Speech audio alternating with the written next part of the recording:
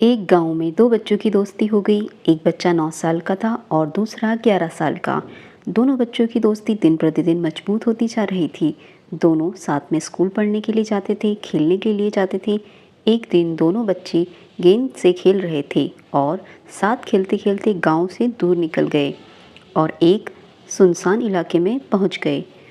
उस गांव से बाहर एक बहुत ही पुराना कुआं था जो कि सूख चुका था और उसकी गेंद उस पुराने कुएं में जाकर गिर गई। अब जो 11 साल का बच्चा था वह बोला, रुको मैं गेंद निकालता हूँ, और इसी हड़बड़ाहट और जल्दीबाजी में वह कुएं में गिर गया। गेंद तो निकली नहीं बल्कि वह बच्चा भी कुएं में चला गया।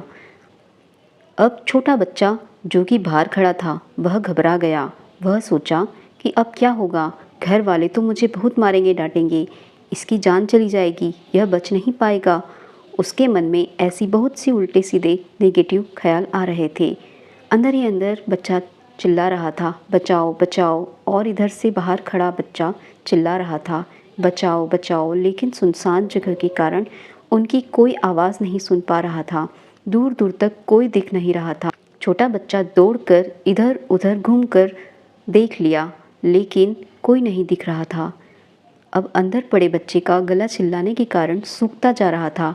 आवाज़ नहीं निकल रही थी, सांसें फूल रही थी और आसपास में पानी भी नहीं मिल रहा था। समझ में नहीं आ रहा था कि क्या करें। तभी उसको दूर झाड़ी के पास एक रस्सी और बाल्टी दिखाई दी। वह बच्चा दौड़ कर गया और लेकर आ गया। उसने रस्सी से वह बाल्टी बांधी और रस्सी नीचे कुएं में फेंक दी और उस 11 साल के लड़के से कहने लगा कि आ जाओ ऊपर, मैं तुम्हें खींचता हूँ। अंदर पड़ा लड़का कहने लगा कि पागल तो नहीं हो गए हो तुम भी गिर जाओगी, तुम मुझे नहीं खींच सकते, ये नहीं हो सकता।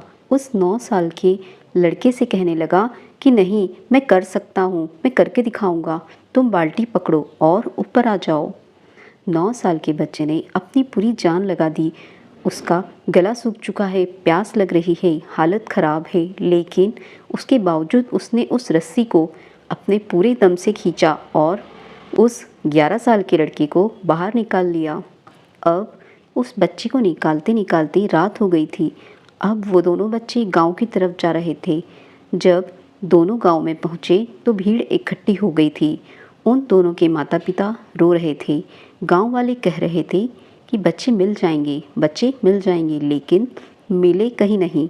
तो बस सब परेशान थे। उन दोनों बच्चों को जब गांव की तरफ आते हुए देखा तो लोग खुश हो गए कि मिल गए दोनों बच्चे। लोग दोनों बच्चे से पूछने लगे कि कहाँ गए थे।